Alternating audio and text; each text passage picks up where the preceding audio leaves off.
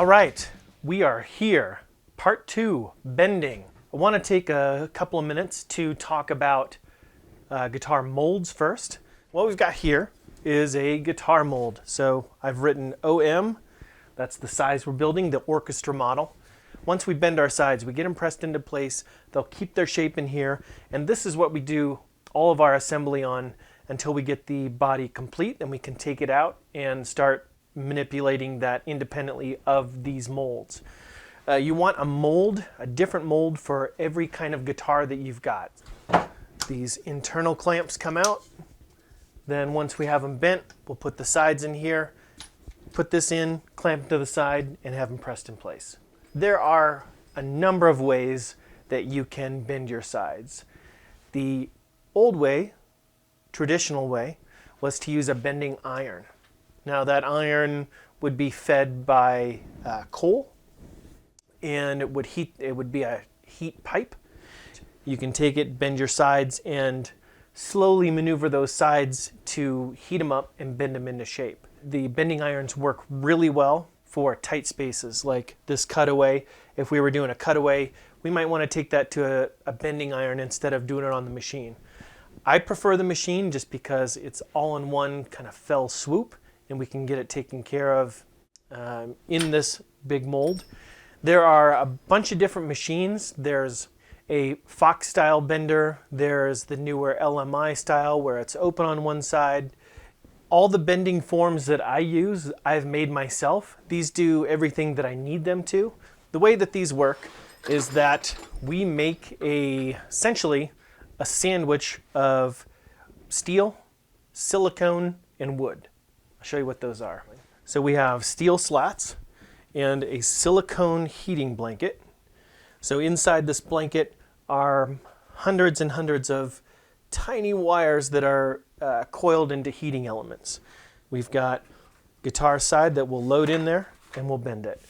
First, we want to make sure that we have everything marked and laid out so we know exactly where things are going. This is our book match side. I'm going to mark top, top, tail, tail, neck, neck. So remember, when these go in, we need to bend these so that this neck is going to be back here on both of those. If we don't mark these out, if we forget our book match, something happens, we get it like this, we get it like this, it's going to end up to look super funky. We're going to be totally unhappy. But this is the way our neck's going to go. It's going to go bend this way. And then the opposite is true for this. When it gets bent, it's going to go into it this way. It's just really important to keep those straight. Can't emphasize enough. Same thing I've been harping about, just like the book match. When you're bending, double check, make sure that you have these all laid out correctly. Now what we want to do is mark out where our heel side is, where the center of the heel, center of the tail, and our waist is. So I'm going to take this tape, I'm going to tape it along the inside of this mold. We can mark directly on it.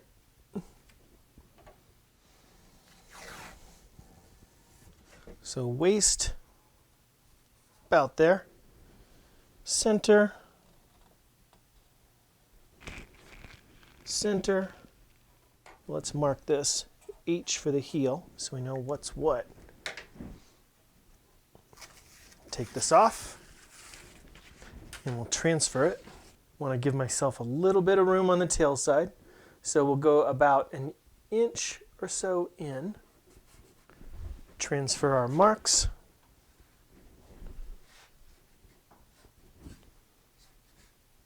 And that's set. Okay.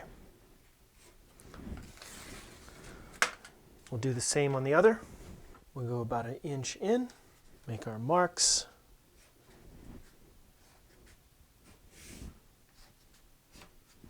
Before we put it into the mold and into our sandwich, now is a good time to think about our length. So as you can see, we have the center here and center here of the ends. So on the tail and the neck ends. So we've got way too much more than we need here. And because of the way that I index these here, I know that this is going to end up just about where this center line is on here. We will take and cut this off. We'll give ourselves about an inch on this end, inch on this end. We'll cut it off. That way that when it goes into the mold, that we don't have too much excess to really get in our way, and that we can take care of this more easily once it's inside that mold. So I'm going to grab a square. We'll mark this line, we'll cut it off, and go from there. I'm going to measure about an inch.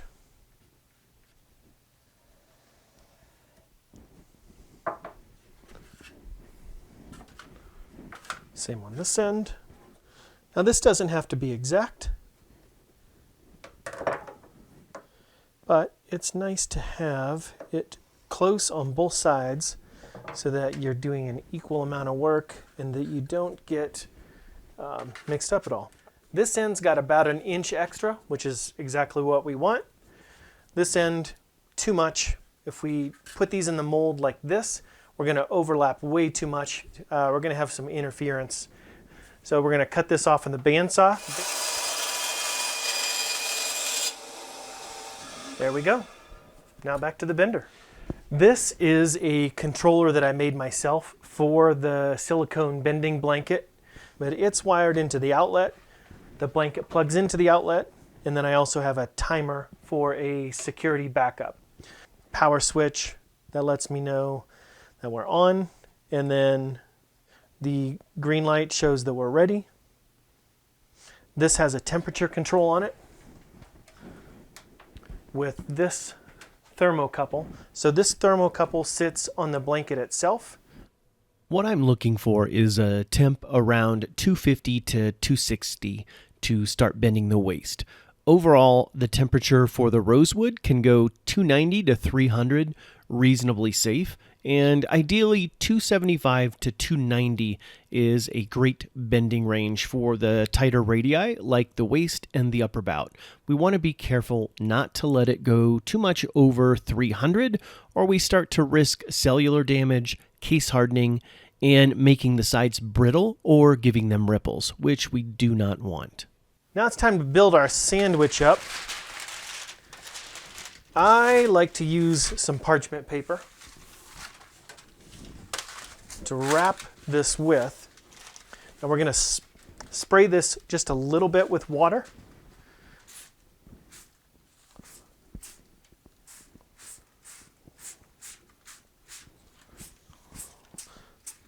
That's about all we'll need.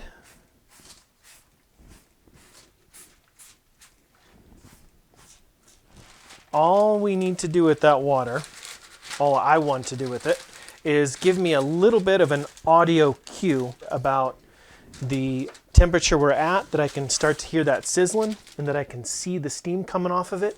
That's what I'm looking for. All right, the sandwich goes in.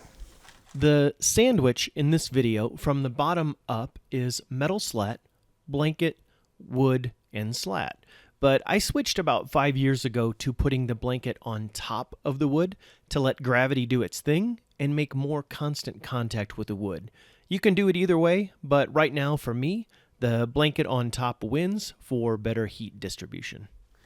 I'm taking a look to make sure we're down there far enough. I start here at the longest bend, the easiest bend to do, and as that comes around, I'm pushing the waist onto here. We'll move these up and slowly clamp these down, but not too slowly, because we really do not want to go too slow. Too slow can actually cause almost as many breaks and warpages as too fast. If you heat it up too slow, you're cooking that wood the entire time. And if you're taking 15, 20 minutes to bend a side, you are going to take all the moisture out of that wood. You're going to heat it up, you're going to make it brittle, and by the time you come down and really tighten this down, for the last bend, it's going to crack on you, most likely. So depending on the bender, you should shoot for 5 to 6 minutes max for your entire bending process once you start. With a Fox-style bender with a nice easy crank on the top instead of these cumbersome knobs, you might actually be closer to 4 or 5 minutes, which is perfect.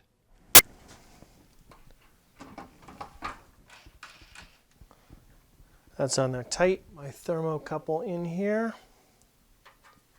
Now once we plug this in, we are kind of locked into the process and we have to move quickly.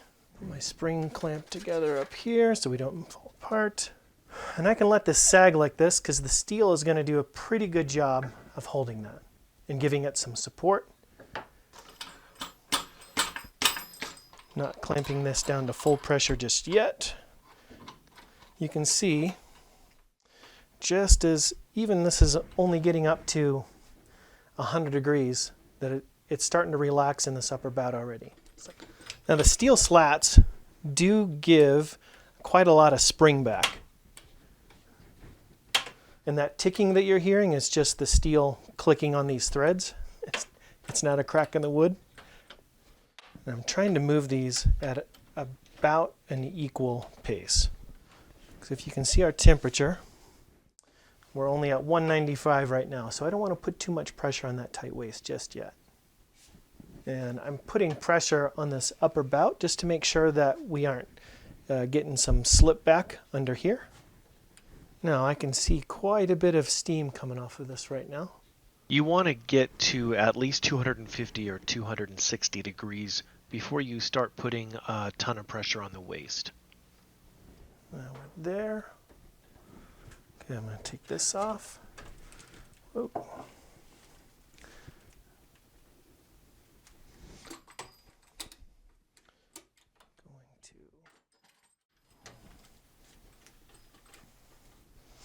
Now by the time we get to this upper bout, we can be reasonably sure that we're hot enough because we've already been hot enough to clamp the waist. And so as we're moving along here, we can be fairly steady. Just eyeing it to make sure we are coming down onto the clamping form at about the same speed on both sides. We don't have any strange gaps.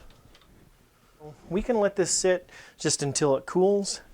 I don't really want to take this off right away. There are a number of ways we can work through this. Some people like to let them sit, come down to room temperature, bring them back up, and then let it come back down, and they'll do some heat cycles. I have powered it off. I'm also going to make sure I unplug it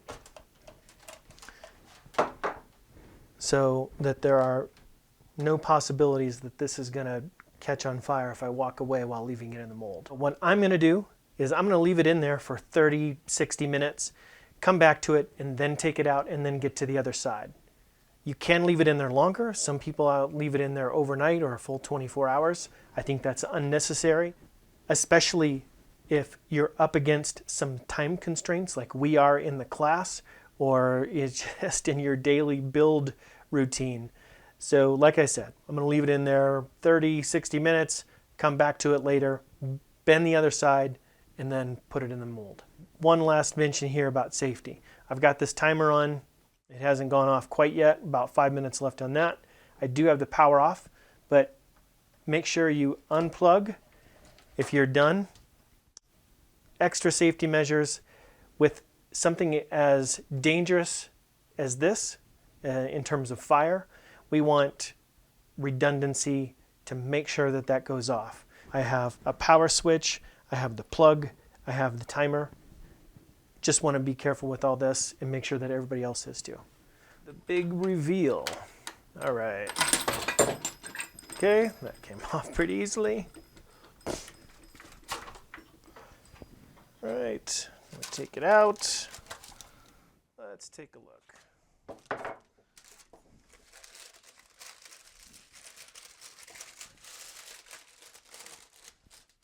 You can see where it definitely cooked a lot of the oils out. Ooh.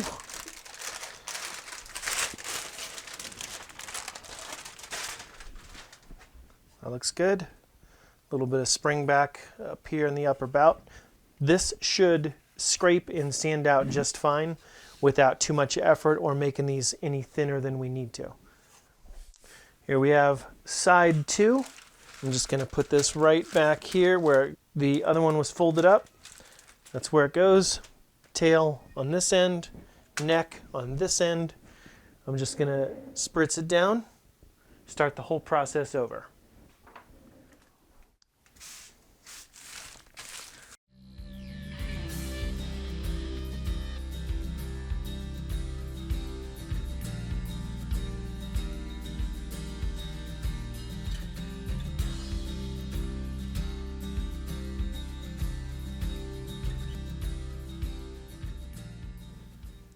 Now that I've got the other side in the machine, it's heating, cooling down actually. I'm going to put this in here. There we go. As I'm pushing these inner mold out to the outer mold, you can see it's bending the wood a little bit, and it's going to correct itself. Just a second. Now that's tight enough in there, I can slide this around. That looks pretty good. You can see that looks just fine. It's perfect. Now we wait for the one that's in the bending machine to come down to room temperature, let it sit for a little bit, and then we take it out, put it in here, and then we can start with the tail blocks and heel blocks.